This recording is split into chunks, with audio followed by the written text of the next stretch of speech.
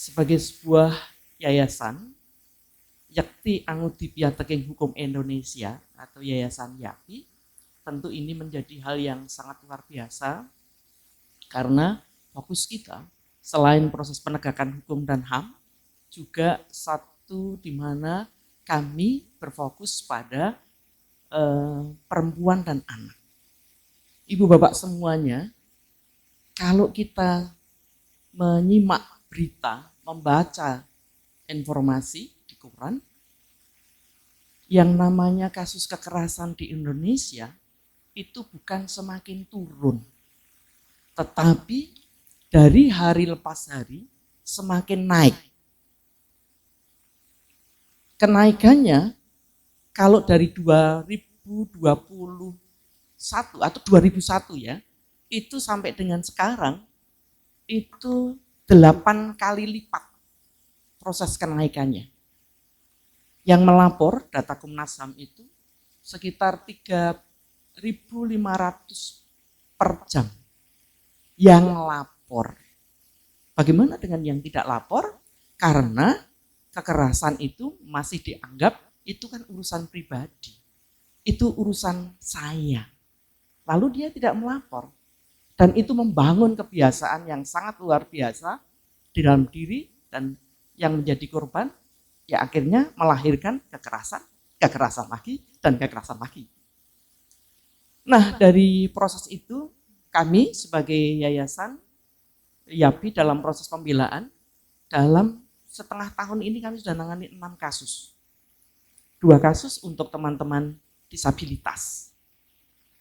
Teman-teman disabilitas sudah menjadi korban, dan ketika berhadapan dengan hukum, itu lalu menjadi korban lagi. Bisa Anda bayangkan. Tuh, di Indonesia kan sudah ada regulasinya. Ada satu proses peraturannya. Ada undang-undangnya. Ya, benar. Tetapi bagaimana pemahaman pelaksana atau pemangku kepentingan terhadap undang-undang? Lalu bagaimana pemahaman paradigma keperpihakan pemangku kepentingan itu dengan korban? Kadang-kadang ketika mendampingi di kepolisian, itu kadang-kadang korban disalahkan sih. Dalam situasi negara yang maju saat ini. Tapi kembali lagi, itulah yang maka gerakan-gerakan melawan atau stop kekerasan itu yang harus kita lakukan. Dimulai dari mana? Dimulai dari diri kita sendiri.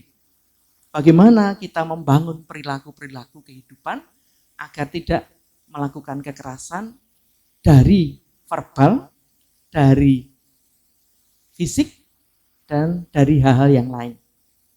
Ini penting yang harus kita membangun kebiasaan. Ternyata mengalahkan diri sendiri itu juga tidak mudah.